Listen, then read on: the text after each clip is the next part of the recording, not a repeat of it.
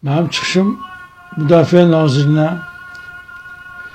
Cənab General-Polkovnik Cənab Zakir Həsənova və Silahlı Qüvvələrin Ali Baş Komandanı hörmətli İlham Əliyev cənablarınadır ki, mən Hüseynov Şahin Dilavaroğlu, şəhid kapitan Şahin Hüseynovun atasıyam. Mənim oğlum Ensali Hərbi hissədə tabur komandiri vəzifəsində çalışıb. 27 sentyabrda düşmənin törətdiyi təxribat nəticəsində vətən müharibəsi başlamış. Oğlum ön xəttə hərbi hissə qarşısında qoyan tapşırığı yerinə yetirmiş, düşmənin yarılmayan Ohayan səthini yarmış, böyük bir qəhrəmanlıq şücaət orada göstərmiş, düşmənə sarsıcı zərbə yendirmiş, düşmənin texnikasını və canlı qüvvəsini məhv etmiş və növbəti yaşayış məntəqəsi uğrunda gedən döyüşlərdə qəhrəmancasına şəhid olmuşdur. Hərbi hissə komandanlığı onun şücaətini, qəhrəmanlığını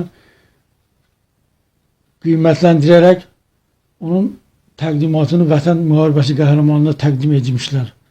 Təəssüflər olsun ki, oğlum bugünə kimi o qəhrəmanlıq adını almamışdır və mən xahiş edirəm Cənab Prezidentdən, Silahlı Qüvvələr Ali Baş Komandanından ki, özümdə bir uzun illər hərbidə bu dövlətə, bu millətə xidmət etmişəm. Xahiş edirəm ki, oğlumun döyüş yolunu araşdırsınlar. Həqiqətən əgər haqq edibsə, o haqqı ona versinlər. Yox etməyibsə, bir ildən çoxdur mən Cənab Prezidentə müraciət eləmişəm. Bugünə kimi mənə heç bir müsbət cavab gəlməmişdir. Mən xahiş edirəm yenə bir şəhid atası kimi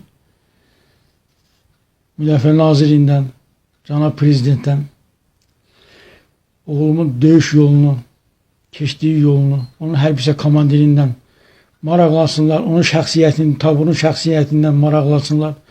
Necə döyüş yolu keçmiş, nə tər qəhrəmanlıq, igidlik göstərmiş, şəxsiyyətə igid nümunə olmuş.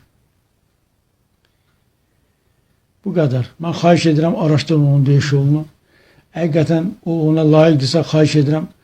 Oğlumun bir evladı var, onun balası da qoy sevinsin.